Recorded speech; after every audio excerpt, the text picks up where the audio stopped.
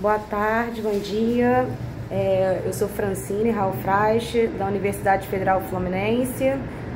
de Niterói, Rio de Janeiro, Brasil, e vim aqui apresentar um trabalho intitulado A Universidade Pública e o Direito à Cidade, Assessoria a Movimentos Sociais no Estado do Rio de Janeiro. Esse trabalho foi feito por mim, pela Carolina Ventura, pela Júlia Carvalho, Luísa Costa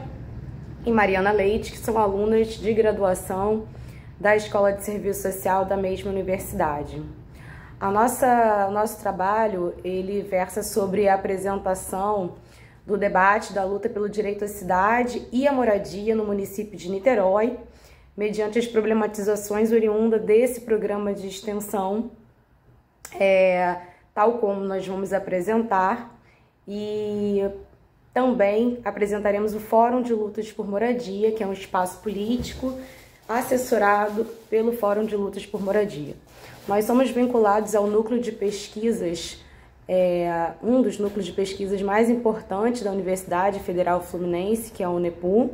um núcleo que há mais de 35 anos vem desenvolvendo assessoria técnica na área de habitação, de desenvolvimento de projetos habitacionais, de questão urbana, para movimentos sociais, organizações políticas que demandam à universidade assessoria técnica de interesse social, né? Assessoria técnica de interesse social é um direito garantido pelas legislações brasileiras para a população de baixa renda. Então, este núcleo de estudos e pesquisas vem desenvolvendo ações com essa finalidade há algum tempo. E nós construímos esse trabalho a partir de uma metodologia que parte da compreensão de que o direito à cidade ele se situa num processo de disputa, que ele explicita projetos societários e projetos de cidade diferentes, distintos. Enquanto uns entendem a cidade na qualidade de uma cidade de mercadoria, tendo em vista a produção de valor, a valorização de valor, outros consideram essa cidade, como nós, na perspectiva de um espaço de direitos, né? Então, esse é o entendimento de que a cidade é um espaço de direito que dialoga com a compreensão que o programa tem na sua concepção de extensão universitária, que vai realizar eventos, que vai realizar audiências públicas, reuniões com diferentes órgãos do poder público, das prefeituras, seminários, atos políticos de resistência a violações de direito, que vai reiterar que o debate acadêmico, que as ações da universidade precisam coincidir, precisam estar ancoradas nessa perspectiva de cidade enquanto uma cidade de direitos, e não enquanto uma cidade voltada para o mercado, voltado para a valorização de valor, voltada para os interesses do mercado imobiliário, para os interesses da construção civil unicamente. Então, a partir da observação participante das ações desse programa de extensão, que reúne diferentes projetos de pesquisa com diferentes pesquisadores de áreas como serviço social, engenharia, arquitetura e urbanismo, esse programa vem assessorando diferentes comunidades populares de Niterói e assessorando o Fórum de Lutas por Moradia, que é um espaço de discussão política que surgiu em 2017, que grupaliza lideranças comunitárias, e essas lideranças apresentam as suas questões para o fórum, e aí, ao apresentar as suas necessidades, o Núcleo de Estudos e Pesquisas pode fazer assessoria técnica ou não nesses espaços. O que ocorre é que o conjunto de reflexões que vem sendo construídas junto com as ações desenvolvidas a partir das demandas que são apresentadas, nós vimos construindo um conjunto de reflexões. Uma das reflexões tem a ver com a concepção de direito à cidade enquanto um direito social, né? Uma cidade que precisa estar antenada aos desejos, aos anseios, sobretudo das classes mais pauperizadas, que vão se apropriar da cidade de uma forma muito diferente. O crescimento desordenado das cidades, causado pelo processo de urbanização, né, de industrialização e da urbanização capitalista no nosso país, no caso do Brasil, intensificou demais as desigualdades que já existiam, fazendo com que acesso à terra a esses segmentos mais pauperizados fosse cada vez mais dificultado. E aí cabe à população de baixa renda planejar, construir suas próprias casas, a maioria habitando em espaços desprovidos de serviços públicos de qualidade. E aí, nessa perspectiva, né, a gente vai entendendo que a conformação das favelas e dos espaços populares das cidades não é algo natural, mas é algo que é socialmente produzido, sobretudo pela ausência de serviços públicos de qualidade provocada e proporcionada por esse Estado, que não é um Estado neutro, mas é um Estado que em alguma medida atende prioritariamente os interesses privados e não os interesses públicos. Então essa lógica da cidade de mercadoria, ela é muito explícita, né? E ela vai demonstrando o quanto que a cidade é um produto social, que se insere nessa estrutura econômica como um serviço que vai contribuir para a valorização do valor. Então, nesse sentido, né, encontra-se nessa cidade um conjunto de resistências que são produzidas, resistências que são imprescindíveis para o processo de luta pelo direito à moradia. Então, a casa das pessoas, ela não pode ser entendida apenas como um lugar, como um teto, né? Mas ela precisa envolver um conjunto de serviços que devem ser ofertados pelo Estado nas proximidades daquele espaço que as pessoas residem. Então, por isso que diversos problemas que se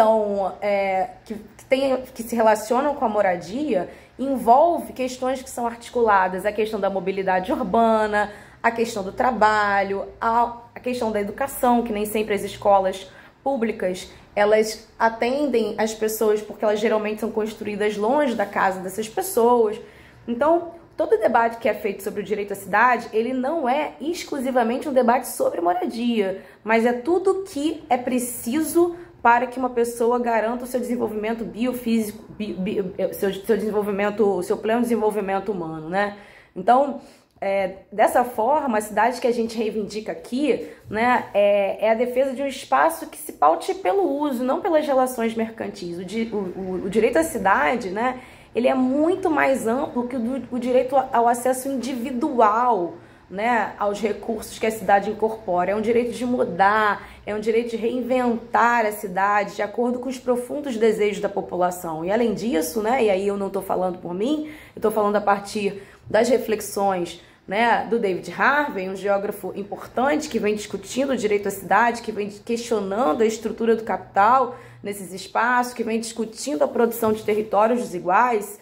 que são produzidos, né, como uma das respostas, como uma das formas que o capitalismo responde aos processos de mudança, para que ele possa se manter, né? O direito à cidade, ele é mais que um direito coletivo, né? É o direito de reinventar a cidade, né? Dependendo inevitavelmente do exercício de um poder coletivo sobre o processo de urbanização. Então, com todas essas questões, né, a gente vai percebendo o quanto que o Estado ele não garante o direito à cidade, mas ao contrário, ele vem gradativamente produzindo uma série de violações de direitos. Isso se expressa numa grandeza muito maior nos países periféricos. E nos países periféricos, que dentro dele também tem uma produção de territórios desiguais, né, como no Brasil, o Brasil, enquanto um país de capitalismo periférico, marcado por uma formação social que dialoga com a questão do processo de escravização, do colonialismo, do patriarcado, né? Esse país produziu, sim, em função de todas essas determinações do capitalismo, né, um conjunto de territórios desiguais, contraditórios.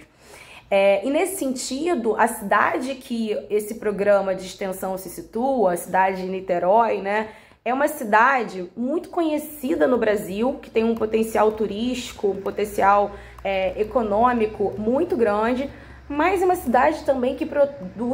é provocada por contradições super importantes, né? Simultaneamente, como ela é considerada, como ela é, né, na verdade, uma cidade com índice de IDH altíssimo, eu acho que é a cidade com IDH mais alto do país, né? É uma cidade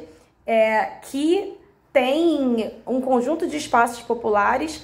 onde essa sua paisagem se contrapõe as paisagens da cidade, né? Então é uma cidade com índice de DH enorme, mas com índices de saúde muito baixo, conforme os últimos dados do governo federal, né? É uma cidade que tem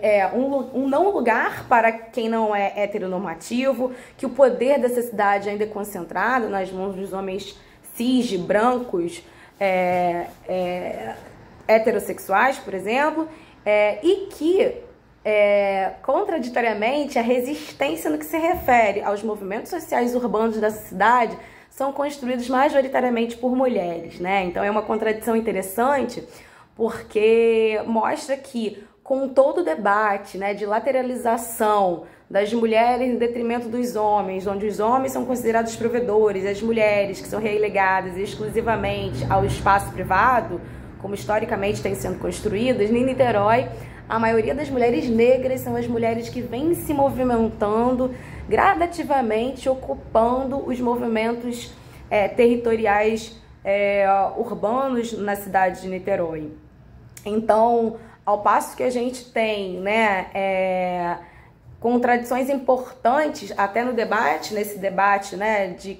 da importância e que as mulheres ocupam espaço minoritário na política, gradativamente nos espaços de luta por moradia, as mulheres vêm alcançando um espaço importante. Tudo isso para dizer que essas reflexões que vêm sendo produzidas pela extensão reiteram uma concepção de extensão universitária, né, que vai de encontro a uma concepção de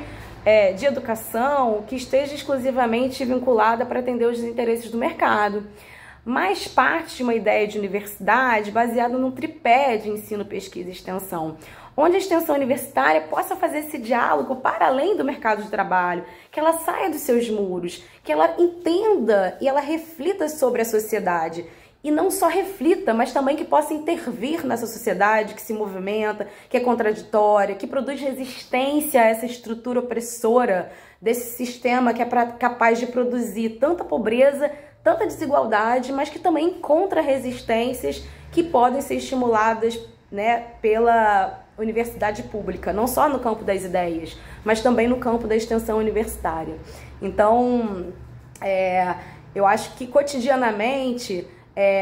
as classes populares vêm sendo desafiadas a viver, a morar numa cidade que é a expressão desse desenvolvimento territorial desigual, conforme o Harvey elucida nos textos dele, né? E aí, como eu venho dizendo, né, a mulher trabalhadora que realiza geralmente as suas atividades dentro e fora de casa vem sendo muito explorada pelo capitalismo, pelo capital, e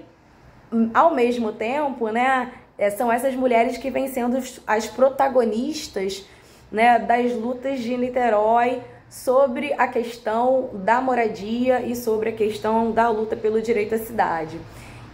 E no Brasil a gente tem uma mulher negra muito importante que escreve, né, há décadas atrás, um livro chamado Quarto de Despejo, né, Diário de uma Favelada, e a gente pode observar que hoje em dia vem surgindo várias Carolinas Marias de Jesus, né, mulheres que